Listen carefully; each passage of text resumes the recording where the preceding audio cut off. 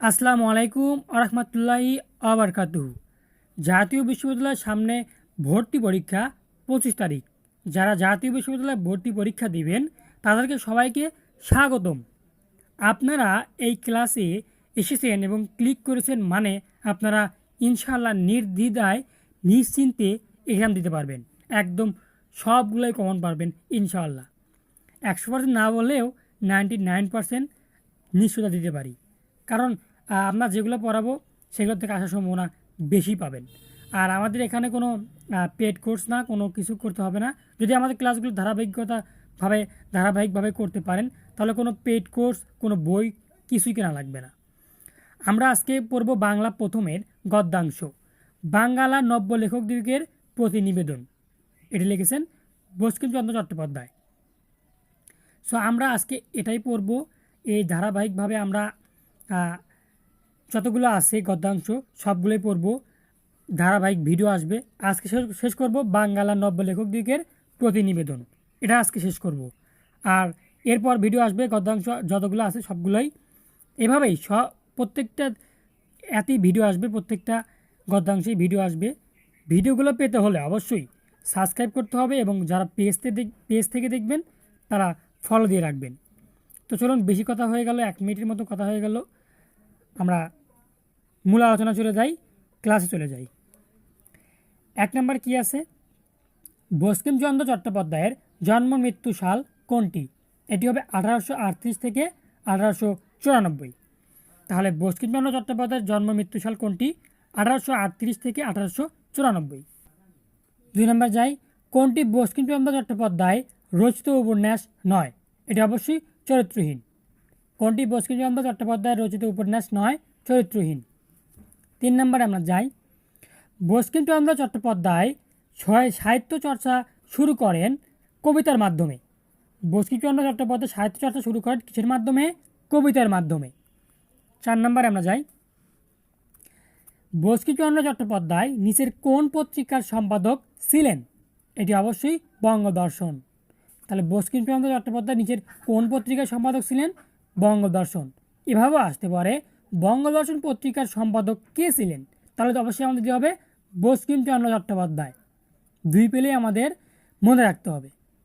5 নম্বরে যাই, 1838 খ্রিস্টাব্দের 26শে জুন কোন সাহিত্যিকের জন্ম তারিখ? অবশ্যই বঙ্কিমচন্দ্র চট্টোপাধ্যায়। দেখছেন 2 ভাবে দিছে। এখানে দিছে বঙ্কিমচন্দ্র চট্টোপাধ্যায় জন্ম মৃত্যু সাল কোনটি? 1838 থেকে 1894। আর এখানে দিয়েছে 1838 খ্রিস্টাব্দের 26শে জুন কোন সাহিত্যিকের জন্ম তারিখ? বঙ্কিমচন্দ্র চট্টোপাধ্যায়। উল্টাই দিছে, কিন্তু আমাদের এভাবে মনে রাখতে হবে। 6 নম্বরে যাই, বঙ্কিমচন্দ্র চট্টোপাধ্যায় পশ্চিমবঙ্গের কোথায় জন্মগ্রহণ করেন? এটি অবশ্যই 24 পরগনা। এটা আমাদের সবার জানা, 24 পরগনা। 7 নম্বরে আমরা যাই, বঙ্কিমচন্দ্র চট্টোপাধ্যায় পেশাগত জীবনে কী ছিলেন? যোগ্য বিচারক। যোগ্য বিচারক ছিলেন বঙ্কিমচন্দ্র চট্টোপাধ্যায়। 8 নম্বরে যাই, বঙ্কিমচন্দ্র চট্টোপাধ্যায় কোন পত্রিকায় কবিতা প্রকাশের মাধ্যমে সাহিত্য চর্চা শুরু করেন? এটি হবে সম্পাদ প্রভাকর। 9 নম্বরে আমরা যাই, বঙ্গদর্শন পত্রিকাটি প্রথম প্রকাশিত হয় কত খ্রিস্টাব্দে? এটি হবে 1872 খ্রিস্টাব্দে। বঙ্গদর্শন পত্রিকাটি প্রথম প্রকাশিত হয় কত খ্রিস্টাব্দে? 1872। 10 নম্বরে যাই, বঙ্কিমচন্দ্রের গ্রন্থ সংখ্যা কতটি?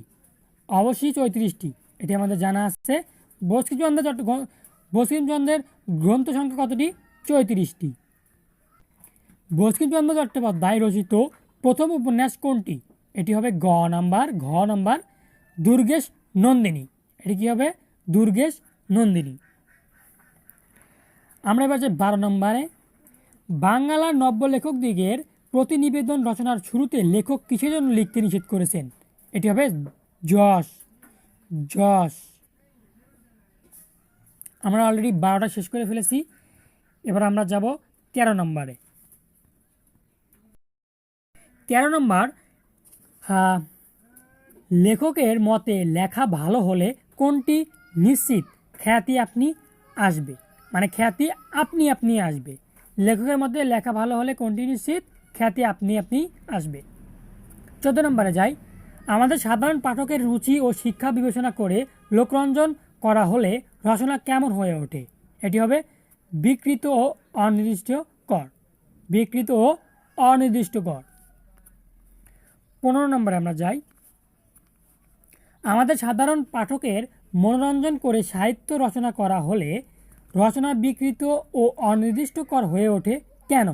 এটা হবে সাধারণ পাঠকগণ শিক্ষা ও রুচিতে পিছিয়ে বলে। এটা বেশি ইম্পর্টেন্ট না। আমরা 16 নম্বরে যাই। 16 নম্বরে বাংলার নব্য লেখকদিগের প্রতি নিবেদন প্রবন্ধে কোনটি সাহিত্য রচনার অন্যতম উদ্দেশ্য বলা হয়েছে? এটি হবে সৌন্দর্য দৃষ্টি, সৌন্দর্য সৃষ্টি। 17 নম্বরে যাই আমরা। 17 নম্বরে বঙ্কিমচন্দ্রের মতে কোন প্রবন্ধ কখনো হিতকর হতে পারে না? এটি হবে যা মানুষের অনির্দিষ্ট সাধন করে, যা মানুষের অনিষ্ট সাধন করে। এটি হবে অনিষ্ট সাধন করে।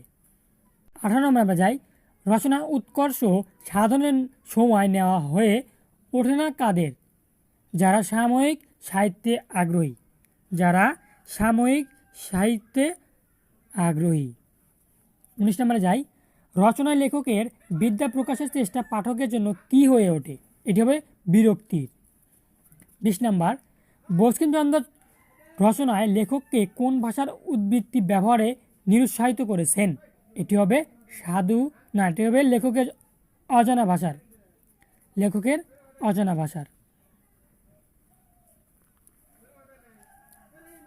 আমরা 21 নম্বরে যাই। 21 নম্বর। যে স্থানে অলঙ্কার বা ব্যঙ্গ বড় সুন্দর বলিয়া বোধ হবে সেই স্থানটি কাটিয়া দিবে, এটি কেমন বিধি? এটি হবে প্রাচীন। 22 নম্বর। ব্যাধি সংক্রামক, স্বাস্থ্য নহে, বাংলার নব্য লেখকদিগের প্রতি নিবেদন রচনার কোন কথাটির ক্ষেত্রে উক্তিটি প্রযোজ্য? এটি হবে অনুকরণের দোষগুলি অনুকৃত হয়, গুণগুলি হয় না। এটি কী হবে? অনুকরণের দোষগুলি অনুকৃত হয়, গুণগুলি হয় না। আমরা অলরেডি 22 নম্বরটা শেষ করছি। আমরা এবার যাব 23 নম্বরে। 23 নম্বরে আমরা যাই। কোনো বিষয়ে লেখার সময় যথেষ্ট প্রমাণ না থাকলে সে বিষয়ে বঙ্কিমচন্দ্র চট্টোপাধ্যায়ের পরামর্শ কী? এটা লিখিও না। বঙ্কিমচন্দ্র আমাদের শিখিয়ে গেছেন যে কোনো বিষয় লেখার সময় যথেষ্ট প্রমাণ না থাকলে সে বিষয়ে কী করো না? লিখিও না, থামিও না, এটা না, পরে সংগ্রহ করিও, প্রমাণ আবশ্যক নহে। সে বলেছে লিখিও না, মানে লেখাই বাদ দাও, আগে প্রমাণ নিয়ে আসো তারপর লেখো। 24 নম্বরে আমরা যাই। বাংলার নব্য লেখকদিগের প্রতি নিবেদন প্রবন্ধে বঙ্কিমচন্দ্র কোন উদ্দেশ্যে পরামর্শ প্রদান করেছেন? এটি হবে বাংলা সাহিত্যের উন্নতিকল্পে। বাংলার নব্য লেখকদিগের প্রতি নিবেদন প্রবন্ধে বঙ্কিমচন্দ্র কোন উদ্দেশ্যে পরামর্শ প্রদান করেছেন? এটি হবে বাংলা সাহিত্যের উন্নতিকল্পে। আমরা যদি এবার 25 নম্বরে যাই। বঙ্কিমচন্দ্রের কালে বাংলাকে কিভাবে লেখা হতো? এটি হবে বাঙ্গালা। দেখছেন, বাঙ্গালা। বঙ্কিমচন্দ্রের কালে বাংলাকে কিভাবে লেখা হতো? বাঙ্গালা। খুবই ইম্পর্টেন্ট। 26 নম্বর। বাংলা শব্দের বিবর্তনের সঠিক ধারা কোনটি? এটি হবে বাঙ্গালা, বাংলা ডিভাইডেড বাংলা ডিভাইডেড বাংলা, বাঙ্গালা বাংলা বাংলা। এটি হবে সঠিক ধারা। 27 নম্বরে আমরা যাই। বাংলার নব্য লেখকদিগের প্রতি নিবেদন রচনার লেখক কে? এটি হবে বঙ্কিমচন্দ্র চট্টোপাধ্যায়। বাংলার নব্য লেখকদিগের প্রতি নিবেদন রচনার লেখককে? বঙ্কিমচন্দ্র চট্টোপাধ্যায়, সবাই জানা। 28 নম্বরে যাই। বাংলার নব্য লেখকদিগের প্রতি নিবেদন রচনাটি প্রথম কোন পত্রিকায় প্রকাশিত হয়? প্রচার। এই যে প্রচার। 29 নম্বরে আমরা যাই।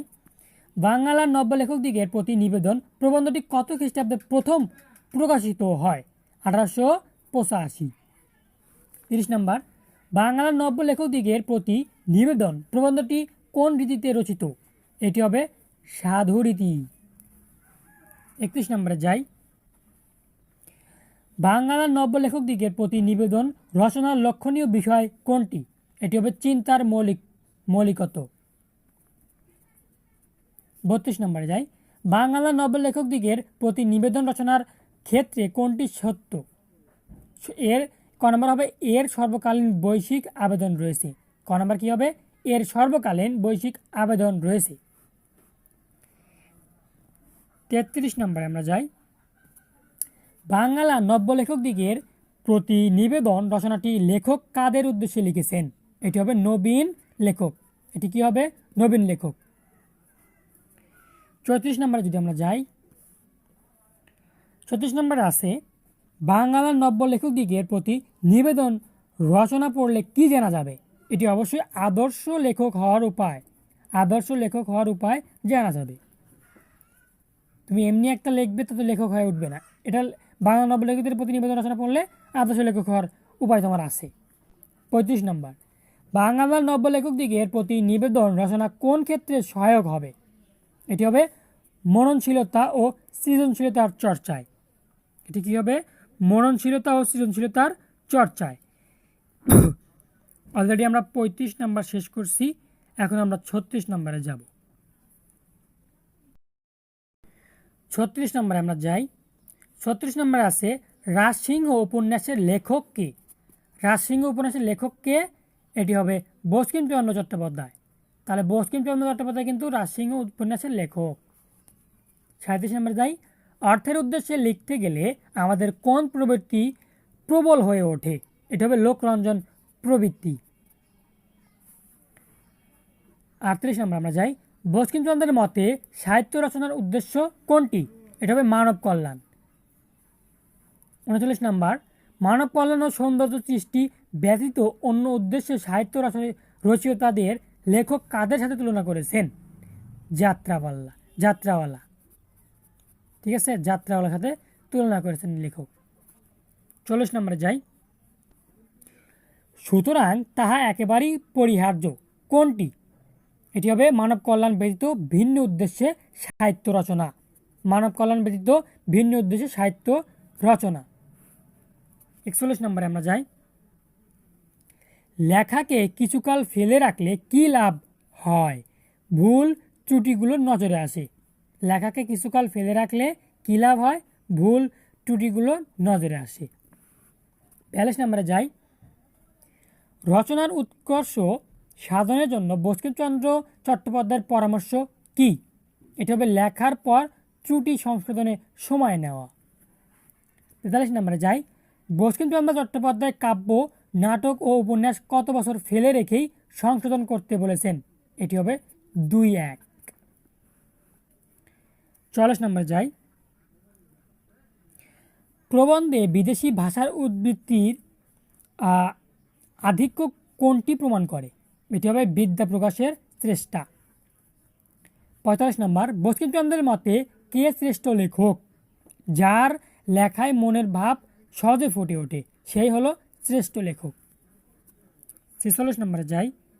ব্যাধি সংক্রামক স্বাস্থ্য নহে বাংলার নব্য লেখকদিগের প্রতি নিবেদন রচনার কোন কথাটির ক্ষেত্রে উক্তিটি প্রযোজ্য? এটি হবে গ নাম্বার।